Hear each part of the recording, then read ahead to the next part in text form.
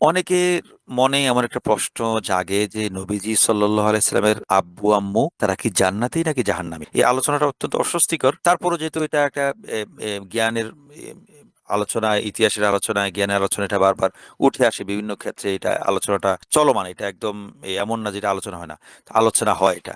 তো এখন এটার উত্তর আমরা কি, উত্তরটা আমরা কি বিশ্বাস করব? যে আলোচনা যখন উঠে বা আলোচনা যখন কোথাও সামনে আসে, তখন আমরা কি মনে করব, কি চিন্তা পোষণ করব, কি সিদ্ধান্ত ধারণ করব? ইসলামের যে বিধানগুলো আছে, সে বিধানগুলো দুই রকম। একটা হলো জন্নি, আর একটা হলো কতঈ। জন্নি মানে যেগুলো যেগুলো এ, কল্পনামূলক বা সিদ্ধান্তগুলো একদম অকাট্য না।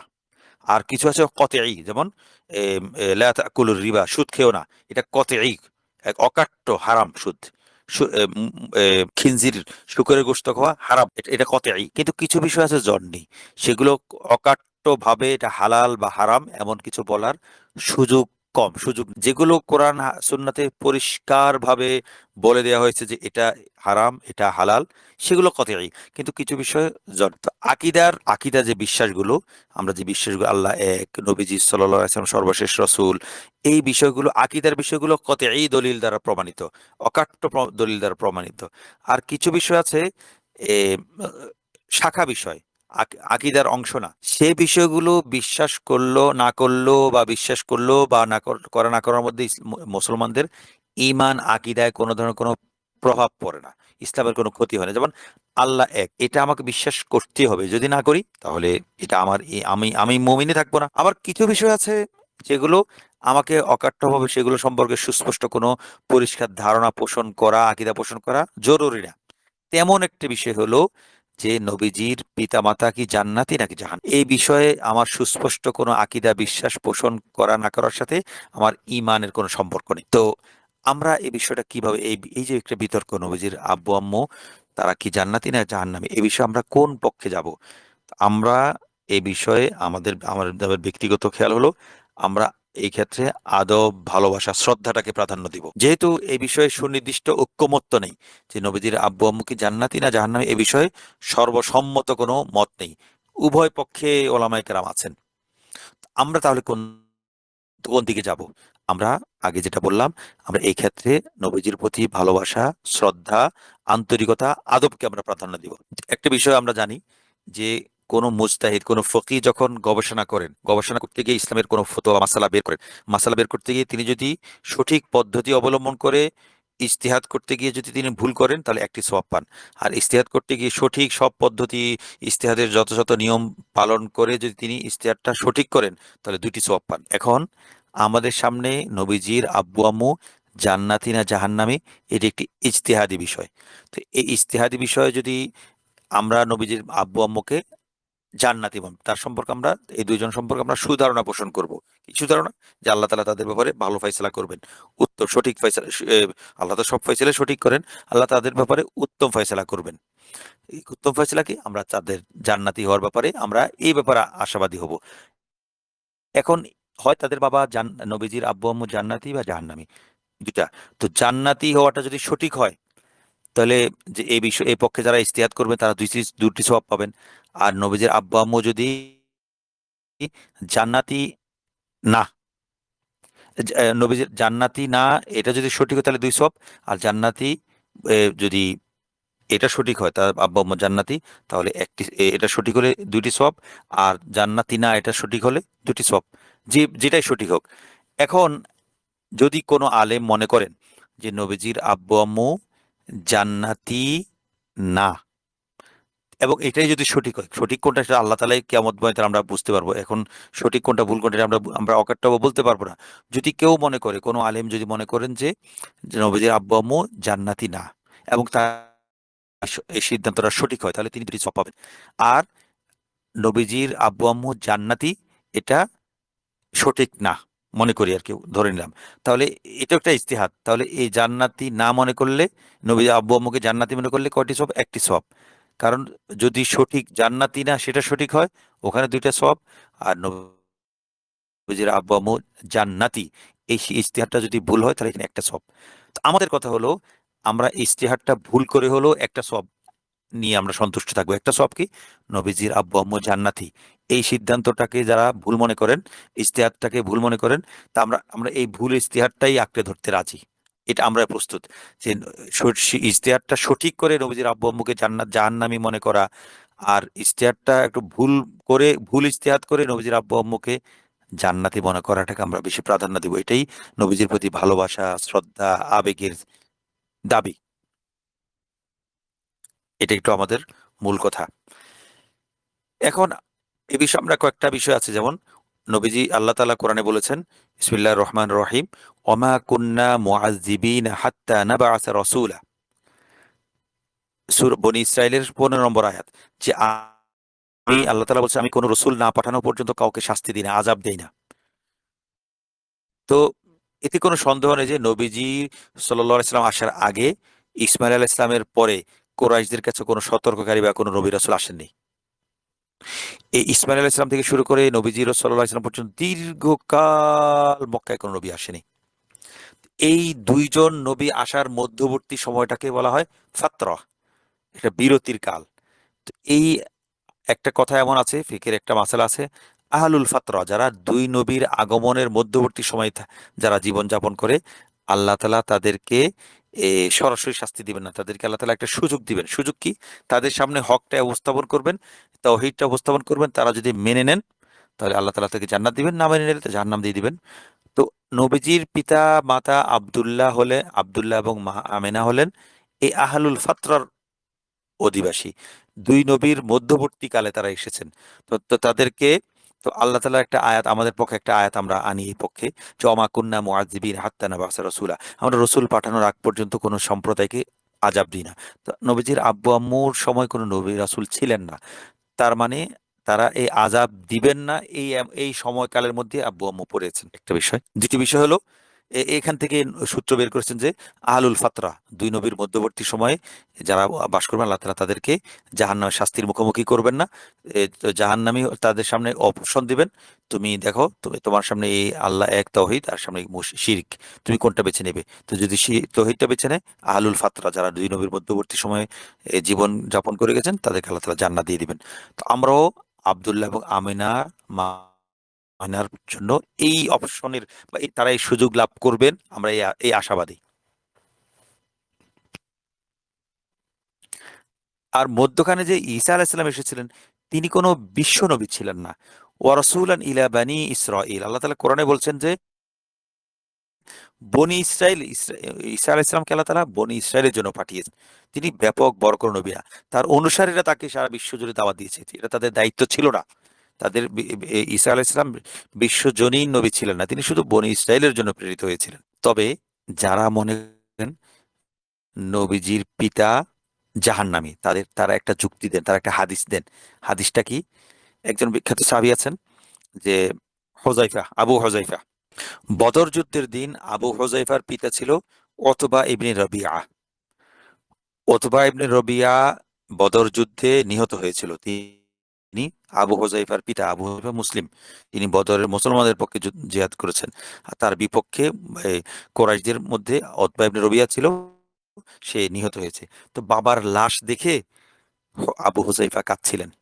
তো তার আবু হুযায়ফার কান্না দেখে নবীজি সাল্লাল্লাহু আলাইহি সাল্লাম আবু হুযায়ফাকে বললেন, ইয়া আবা হুযায়ফা, শাক্কা আলাইকা মাউতু আবিক।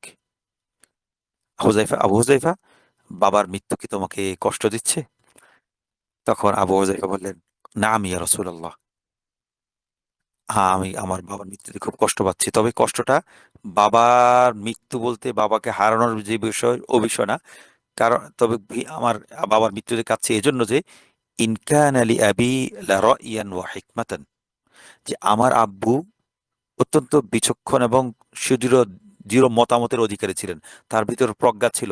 ওয়া ইন কুনতু লা আরজু ইসলামাহু, আমি খুব আশাবাদী ছিলাম তিনি বেঁচে থাকলে ইসলাম গ্রহণ করতেন। তার চিন্তার যে শুদ্ধতা, তার যে প্রজ্ঞা, গভীরতা আমি দেখেছি, আমার আব্বু অবশ্যই ইসলাম গ্রহণ করতেন। তিনি কোরাইশের পক্ষে এই যুদ্ধে অংশগ্রহণ করেছেন। এটা অত দলীয় কারণে বা গোত্রীয় কারণে বা কোনো প্যাচে পড়ে।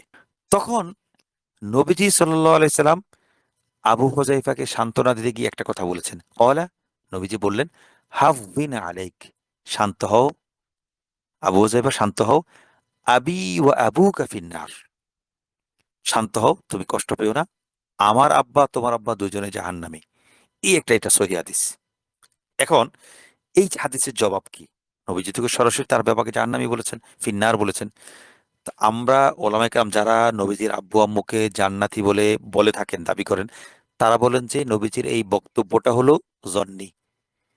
জন্নি মানে এখানে অকাট্যভাবে একটা অর্থ, কোন একটা অর্থ, আবুন আবি আমার বাবা, এই শব্দটার অর্থ অকাট্যভাবে বলা মুশকিল। কেন? কারণ আরবি ভাষা এবং কোরআনের বিভিন্ন এই ভাষা রীতি অনুযায়ী আবুন বলে শুধু বাবাকেই বোঝায় না, বাবার পূর্বপুরুষ চাচাদেরকেও বাবা বলে। তো যখন নবীজি তাকে বলেছিলেন মন খারাপ করো না, আমার বাবা তোমার বাবা জাহান্নামী, তখন তিনি কোন কোন ওলামায়ে কেরাম বলেন যে এখানে আবি বলে নবীজি তার পিতা আব্দুল্লাহকে বোঝাননি, বরং তার চাচা আবু তালেবকে বুঝিয়েছেন। এবং সেটা নানা কারণে যৌক্তিকও মনে হয়। আরবি ভাষাতে আপন জন্মদাতা পিতাকেও আবুন বলে, এবং চাচা দাদা বা লালন পালনকারী অভিভাবককেও রূপকর্থে আবুন বলা হয়। যেমন কোরআনে হযরত ইয়াকুব আলাইহিস সালামের সন্তানরা যখন বলছিল, ইয়াকুব আলাইহিস সালাম তার সন্তানকে বলছে মা তা'বুদুনা মিন বাদি, ইয়াকুব আলাইহিস সালাম প্রশ্ন করেছেন ছেলেদেরকে, তোমরা আমার পরে কার ইবাদত করবে? তো ছেলেরা উত্তর দিয়েছিল ক্বালু না'বুদু ইলাহাকা ওয়া ইলাহা আবাইকা ইব্রাহিম ওয়া ইসমাঈল। এখানে আমরা ইবাদত করবো কার? আপনার পিতা ইব্রাহিম এবং ইসমাইল। তো ইয়াকুবের পিতা তো ইসমাইল, ইয়াকুবের পিতা ছিল না, ইসমাইল ছিল তার চাচা। তার মানে এখানে চাচাকেও আবুন বলে আখ্যায়িত করা হয়েছে। তো আবার আরবি ভাষায় দাদাকেও আবুন বলা হয়, আবার যে লালন পালন করে তাকে আবার আবুন বলা হয়। এজন্য নবীজি সাল্লাল্লাহু আলাইহি ওয়াসাল্লাম জীবনে আবু তালিব এবং আব্দুল মুত্তালিব, দাদা আব্দুল মুত্তালিব উভয়কেই জীবনে উভয়ে আবু তালিব এবং আব্দুল মুত্তালিব উভয়ে অনেকবার নবীজিকে আমার ছেলে বলে ডেকেছেন। তার মানে আবুন মানে শুধু বাবা না আরবি ভাষায়। এখন এখন প্রশ্ন আসতে পারে, তাহলে এই হাদিসে নবীজি আবি বলে নিজের বাবাকে না বলে আবু তালেবকে কেন বোঝালেন? কারণ হলো, আমরা বলি এখানে আলোচনা চলছিল কাকে নিয়ে? আবু হুজাইফার বাবা উতবা ইবনে রবিয়াকে নিয়ে, রবিয়ার প্রসঙ্গে আলোচনা চলছিল। তো এখানে নবীজির আবি থেকে আমরা আবু তালেবকে এজন্য বুঝবো যে আবু তালেব এবং আবু হুজাইফার পিতা উতবা ইবনে রবিয়া দুজনের চরিত্রে, জীবন আচরণে অনেক মিল ছিল। দুজনেই, আবু হুযায়ফার পিতা উতবা ইবনে রবিয়া এবং আবু তালিব দুজনেই অত্যন্ত বুদ্ধিমান ছিলেন এবং প্রজ্ঞাবান ব্যক্তিত্ব ছিলেন, এবং দুজনেই নিজের অবস্থানে অনড় এবং দৃঢ় ছিলেন, এবং দুজনেই জীবনের বিভিন্ন পর্যায়ে নবীজির প্রশংসা করেছিলেন। উতবা ইবনে রবিয়া প্রায় সময় কুরাইশদেরকে বলতেন নবীজি সম্পর্কে, নবীজির দিকে ইঙ্গিত করে বলতেন যে ইজআলুহা বিরাকাবাতিহি, তোমরা মোহাম্মদকে তার মতো করে ছেড়ে দাও। খল্লু বাইনা হাযার রাজুলি ওয়ান নাস, তোমরা মুহাম্মদকে এবং তার মানুষের মাঝে ছেড়ে দাও, তোমরা নিজেরা নাক গলিও না তার বিষয়ে। লা তাদখুলু হাযিহিল আদাওয়াত, তোমরা এই শত্রুতায় ঢুকে পেরো না। ফাইন কানা লাহুল গলাবাতু ফাইজ্জুহু ইজ্জুকুম ওয়া মাজদুহু মাজদুকুম, যদি তাকে আপন অবস্থায় ছেড়ে দাও, সে যদি শেষে বিজয় হয়, তার বিজয় তোমাদের সম্মান, তার গৌরব তোমাদের গৌরব, সে তো তোমাদের সন্তান। ওয়া ইন কানা নাবিয়্যুন, আর যদি ঠিক যদি হয়, সে যে যা দাবি করছে মোহাম্মদ, ওয়া মাক্কানাহুল্লাহু, আর আল্লাহ যদি প্রতিষ্ঠাতা করেন, তাহলে ও নাবিয়্যু না, তাহলে তো আমাদের নবী। মিনহু, আমরা ওয়া হুয়া মিন্না, আমরা সে তার অংশ, আমরা তার অংশ, সে আমাদের অংশ, সে তো কুরাইশ বংশ। তো সুতরাং তাকে তার অবস্থায় ছিল, তার সাথে তোমরা নির্যাতন করো না, মারামারি করো না, ধাক্কাধাক্কি করো না। আর যদি তোমরা যা ধারণা করছো যে সে মিথ্যুক, নাউজুবিল্লাহ, ওয়া ইন কানা কামা তাজউমুনা কাযিবান, আর যদি তোমরা যেমনটা মনে করছো সে মিথ্যা নবী, তাহলে ফাগালাবা আলাইহিন নাসু কুফিতু আমরাহু, তাহলে সে যদি মিথ্যা নবী হয়, তাহলে একদিন একদিন সে মানুষের কাছে পরাজিত হবে, তাহলে তোমাদের আর ঝগড়া করার দরকার নেই, মানুষের হাতে এসে মার খেয়ে সোজা হয়ে যাবে। তো তোমরা তাকে তার অবস্থায় ছেড়ে দাও। যেটা তো অত্যন্ত বিচক্ষণের মতো কথা রবিয়া। এই ওতবার মধ্যে যে এই প্রজ্ঞা বিচক্ষণতা ছিল আবু হুযায়ফার পিতা, এই এই প্রজ্ঞা নবীজিও স্বীকার করতেন। এবং কি নবীজি বদরের দিন নবীজি উতবা ইবনে রবিয়া সম্পর্কে বলেছেন, in ইয়াকুন feel Qaumi Khairun fee সাহিবিল জামালিল Ahmar ওয়া ইন ইউতিউহু ইরশিদ, যদি এই মক্কাবাসীদের কাফেলা কোনো কল্যাণ থাকে, তবে এই লাল ওটের সওয়ারির উতবার কথার মধ্যে আছে। সে তো অতীতেও নবীজি সম্পর্কে অত্যন্ত প্রজ্ঞাপূর্ণ বক্তব্য দিয়েছিল। তো সুতরাং উতবা ইবনে রবিয়ার চরিত্রটি আবু তালেবের চরিত্রের খুব কাছাকাছি, যিনি নবীজিকে সুরক্ষা দিয়েছিলেন, নবীর সপক্ষে কথা বলেছিলেন। তো আবু হুযায়ফা তার প্রজ্ঞাবান পিতার ইসলাম গ্রহণ না করার জন্য আফসোস করেছিলেন, ঠিক যেমন নবীজিও তার প্রজ্ঞাবান চাচা আবু তালেব ইসলাম গ্রহণ না করায় আফসোস করেছিলেন। তো এই দিকেই নবীজি সান্ত্বনা দিয়ে বলেছেন, দেখো, আমার পিতা সদৃশ পিতার মতো চাচা আবু তালিব এবং তোমার পিতা উতবা দুইজনে জাহান্নামী।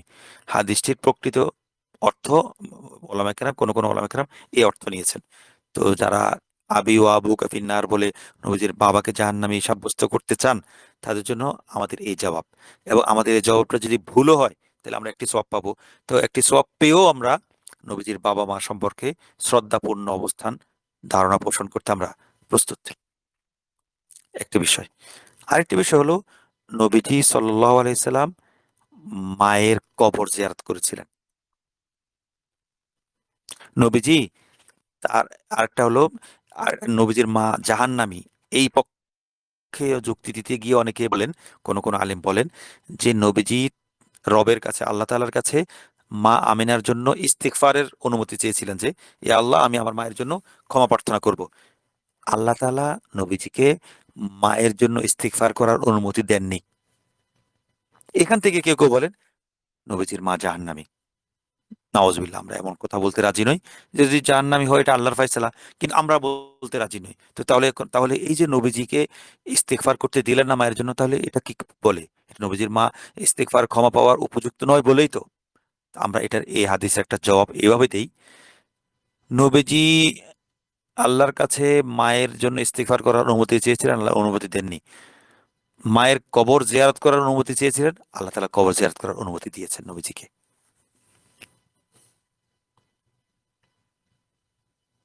এখন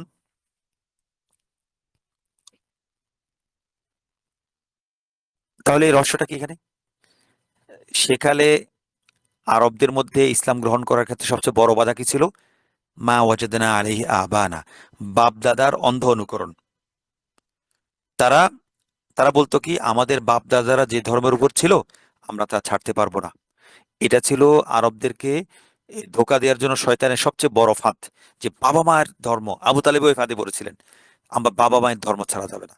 বাবা মাকে আমরা যে অবস্থা পেয়েছি সে অবস্থা আমরা সে ধর্মই পালন করব। তো নবীজি সাল্লাল্লাহু আলাইহি সাল্লাম কোরাইশকে, আরবদেরকে এই বাপদাদার অন্ধভক্তির শৃঙ্খল থেকে মুক্ত করতে চেয়েছিলেন। এখন আল্লাহ তাআলা নবীজিকে মায়ের জন্য ইস্তেগফারের অনুমতি দেননি কেন? এর হেকমত কোন আলেম বলেন যে, নবীজি যদি প্রকাশ্যে সবার সামনে দাঁড়িয়ে এ নিজের মায়ের জন্য ইস্তেগফার এবং দোয়া করা শুরু করতেন, তাহলে অন্যান্য সাহাবী বা অন্যান্য আরবের লোকেরাও স্বস্তি পেয়ে বলতো যে, মোহাম্মদ তো তার মায়ের জন্য দোয়া করছে, তাহলে তো আমরা আমাদের মুশরিক বাপদাদার জন্য দোয়া করব। এবং শুধু দোয়া করব না, তাদের ধর্মে অনড় থাকবো। কারণ যেহেতু যে মোহাম্মদের মা তো তার ধর্ম আসেনি, তার ধর্ম আসার আগে মারা গেছে। তো আমরা, তার মানে মোহাম্মদ যেহেতু দোয়া করছে তার মাও সেই সঠিক পথের উপর ছিল। তো আমরা তো মোহাম্মদের মায়ের মতোই। এ, তো আমরা সুতরাং মোহাম্মদের ধর্ম পালন করব না, ধর্ম গ্রহণ করবো না, আমরা আগের ধর্মই থাকবো, এবং আমাদের বাপদাদা যারা সে আগে মারা গেছে তাদের জন্য আমরা দোয়া করব। নবীজির আমলটা অন্যদের জন্য একটা দলিল হয়ে যেত। তো ওলামায়ে কেরাম বলেন যে এই জন্য আল্লাহ তাআলা নবীজিকে মায়ের জন্য দোয়া ইস্তিগফার করার অনুমতি দেননি প্রকাশ্যে।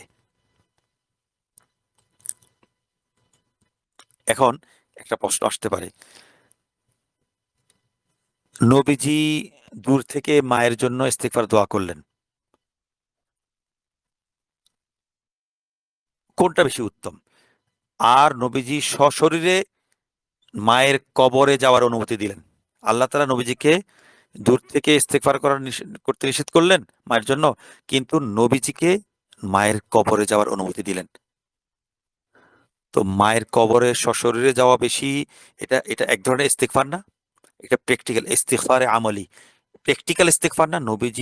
নবীজির মতো রহমাতুল লিল আলামিন, যিনি দয়ার সাগর, তিনি তার মায়ের কবরের সামনে দাঁড়িয়েছেন, মায়ের কবরের কাছে দাঁড়িয়েছেন।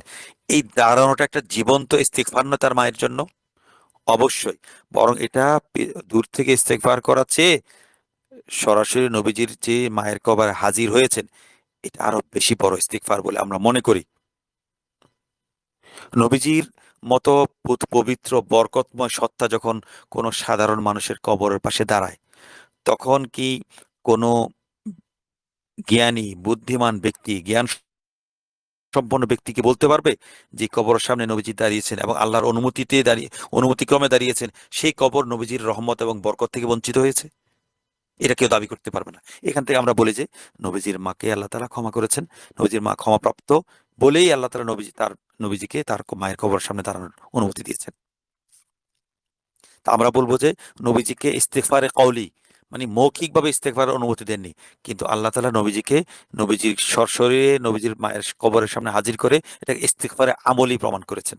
কর্মগত আমল, কর্মগত ইস্তেগফার। বরং এটা মৌখিক ইস্তেগফারের চেয়েও বড় কিছু। নবীজির সশরীরে উপস্থিত হওয়াটা এটা অনেক বেশি বরকতময়, অনেক বেশি রহমতের, অনেক বেশি ক্ষমাপূর্ণ। যাক, সঠিক ভুল আল্লাহ তাআলাই ভালো জানেন। তা আমরা নবীজির মা বাবা সম্পর্কে এমন ধারণা পোষণ করবো যে নবীজির বাবা মা সম্পর্কে আল্লাহ তাআলা ভালো ফয়সালা করবেন, কল্যাণকর ফয়সালা করবেন। এমন কোনো ফয়সালা করবেন না যেটা কিয়ামতের ময়দানে, আখিরাতে নবীজিকে বিব্রত করে, নবীজি মনোবেদনায় ভোগেন, নবীজি মনোকষ্টে ভোগেন মা বাবাকে নিয়ে।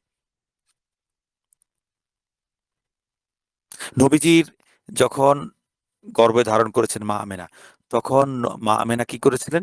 একটা আলো দেখেছিলেন, যে আলোটা এ মক্কা থেকে বের হয়ে শাম, সিরিয়ার দামেস্কের বড় বড় প্রাসাদগুলোকে আলোকিত করে দিয়েছিল। মা আমেনা মক্কায় বসে সেটা দেখেছিলেন। তো নবীজি যখন মায়ের কবরের সামনে দাঁড়ালেন, সেই নবীজির সাথে যে আল্লাহর একটা কুদরতি নূর ছিল, সেই নূর কি মায়ের কবরকে আলোকিত করেনি? তা আমরা বলবো যে এই নবীজির বাবা মা জান্নাতি না জাহান্নামী, এ বিষয়ে আলোচনা যখন উঠে, তখন আমরা শুষ্ক রসকসহীন ফিকহি তর্ক বিতর্ককে এক পাশে রেখে, বুদ্ধিভিত্তিক আকলি যুক্তি চিন্তাকে এক পাশে রেখে, আমরা রসুল সাল্লাল্লাহু আলাইহি ওয়াসাল্লামের প্রতি সীমাহীন ভালোবাসা, তাজিম, সম্মান, আদবকে আগে স্থান দিব এবং এই ব্যাপারে আমরা চুপ থাকবো। যদি আমার কাছে কোনো বিষয়, নবীজির বাবা মার ব্যাপারে কোনো বিষয়ে, কোনো তাদের জান্নাতি না জাহান্নামী হওয়ার ব্যাপারে, যেটাই হোক, আমরা চুপ থাকবো। আমার কাছে যদি মনে হয় যে তারা জাহান্নামী, আমার কাছে দলিল প্রমাণের ভিত্তিতে আমি সেটা প্রকাশ করবো না, আলোচনা করবো না, চুপ থাকবো। এটা চুপ থাকলে এমন না যে আমার ঈমান আমলে ঘাটতি আসবে। আর যদি আমার কাছে যুক্তিতর্ক মনে হয় নবীজির বাবা মা জান্নাতি, তাহলে তো আলহামদুলিল্লাহ। তো আল্লাহ তাআলা আমাদেরকে নবীজি সম্পর্কে, নবীজিকে নিয়ে, নবীজির প্রতি শ্রদ্ধা করার তৌফিক দান করুন, নবীজিকে ভালোবাসার তৌফিক দান করুন এবং নবীজির প্রতি আমৃত্যু শ্রদ্ধা পোষণ করে যাওয়ার তৌফিক দান করুন। আমিন। তো আমরা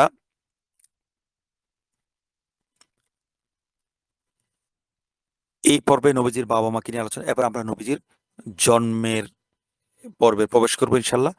এই নবীজির আমরা সামনে পরের যদি সম্ভব হয় আজকে আমরা আরেক দুইবার বসার চেষ্টা করব। এরপরে নবীজির জন্মের থেকে আমরা পরবর্তী আলোচনা শুরু করব। যত সামনে আলোচনা আগাবে ততই আসলে আলোচনাগুলো অনেক মধুর, অনেক আনন্দের, অনেক মজার, অনেক শিক্ষার, অনেক উপভোগের। তবে একটা কথা খেয়াল করব, আমরা নবীজির সিরাত কিন্তু উপভোগের জন্য শুনবো না, পড়বো না, চর্চা করব না। নবীজির সিরাতকে চর্চা করব কেন? জীবনে সেটাকে বাস্তবায়ন করার জন্য, নবীজির সিরাতের আলোকে জীবনকে গঠন করার জন্য, নবীজির সিরাতের আলোকে নিজের জীবনকে সুন্দর করার জন্য। নবীজির সিরাত একটা মহাসাগর। ধর্ম, বর্ণ নির্বিশেষে এই নবীজির সিরাত দ্বারা কেউ মুসলমান না হলেও নবীজির সিরাত থেকে সেই অমীয় সুধা পান করতে পারে, সে আত্মার পিপাসা নিবারণ করতে পারবে। তো আমরা নবীজির সিরাতকে, সাল্লাল্লাহু আলাইহি ওয়াসাল্লামকে এমন ভাবে চর্চা করতে চাই যাতে আমাদের আধুনিক যুগের বিভিন্ন সমস্যা, সংকট, অসুবিধা, প্রশ্নের উত্তরগুলো আমরা খুঁজতে পারি। আধুনিক যুগে যে আত্মিক, চারিত্রিক, অর্থনৈতিক নানা ধরনের যে সংকট, সেগুলোর জন্য আমরা সংশোধনের একটা পাথেয় লাভ করতে পারি। এবং বর্তমানে ইসলামের প্রচার যারা করেন, দায়ী যারা, দাওয়াত দ্বারা দেন, তারাও যেন নবীজির সিরাত থেকে পাথেয় সংগ্রহ করতে পারে এবং আধুনিক সমাজ এবং রাষ্ট্রে বসবাসকারী বর্তমানের বিভিন্ন সমস্যার জন্য আমরা সমাধান খুঁজে পাই। আমরা এভাবে জীবন্তভাবে এবং প্রাণবন্ত পদ্ধতিতে, প্রাণবন্ত আঙ্গিকে আমরা সিরাতকে চর্চা করতে চাই। তো আমরা সিরাত নিয়ে তো অনেক কাজ হয়েছে, তারপর আমরা চেষ্টা করব আমাদের এই ধারাবাহিক আলোচনায় এমন কিছু দিক উঠিয়ে আনতে যেটা সাধারণত সিরাতের আলোচনায় কিছুটা কম আলোচিত থাকে। তা আমরা সেগুলো, যে বিষয়গুলো বর্তমানে সমসাময়িক সংস্কার চিন্তার প্রেক্ষিতে বেশি গুরুত্বপূর্ণ কিন্তু আলোচনাটা কম হয়, এমন বিষয়গুলোকে আমরা নিয়মতান্ত্রিক সিরাত আলোচনার পাশাপাশি এই বিষয়গুলো উঠে আনার চেষ্টা করবো ইনশাআল্লাহ। আল্লাহ তাআলা আমাদেরকে তৌফিক দান করুন। আমিন। আমরা নবীজির এই সিরাতকে কোনো আনন্দ পাওয়ার জন্য, সময় কাটানোর জন্য, কানসুক করার জন্য আমরা চর্চা করব না। হ্যাঁ, নবীজির সিরাত মানে যাকে আমরা ভালোবাসি, যাকে আমরা পছন্দ করি, তার জীবন চর্চা করা অবশ্যই আনন্দের। কিন্তু প্রতিটি প্রিয়জনের আলোচনাই আনন্দের। তবে আমরা নবীজির কাছ থেকে উসওয়াতুন হাসানা, উত্তম আদর্শ গ্রহণ করার জন্য, উত্তম আদর্শ আহরণ করার জন্য আমরা নবীজির জীবন চর্চা করব। নবীজিকে শিখবো, জানবো, নবীজিকে বুঝবো, নবীজিকে চর্চা করবো ইনশাআল্লাহ। কারণ নবীজি হলেন মানব ইতিহাসের সবচেয়ে শ্রেষ্ঠতম শিক্ষণীয় ব্যক্তিত্ব, শ্রেষ্ঠতম গ্রহণযোগ্য ব্যক্তিত্ব। আল্লাহ তাআলা আমাদেরকে নবীজির সিরাত থেকে এ জীবন গঠনের পাথেয় সঙ্গ করার তৌফিক দান করুন। আমিন। আর সামনে আমরা নবীজির জীবনের জন্মের পরবর্তী ধাপে প্রবেশ করব। আল্লাহ তাআলা আমাদেরকে তৌফিক দান করুন। আমিন। ওয়া আখিরু দাওয়ানা আলহামদুলিল্লাহি রাব্বিল আলামিন ওয়া মা আলাইনা ইল্লা বালাগুল মুবিন। সাল্লাল্লাহু আলাইহি ওয়া আলা আলিহি ওয়া সাহবিহি ওয়া সাল্লাম তাসলিমা। আসসালামু আলাইকুম ওয়া রাহমাতুল্লাহি ওয়া বারাকাতুহু।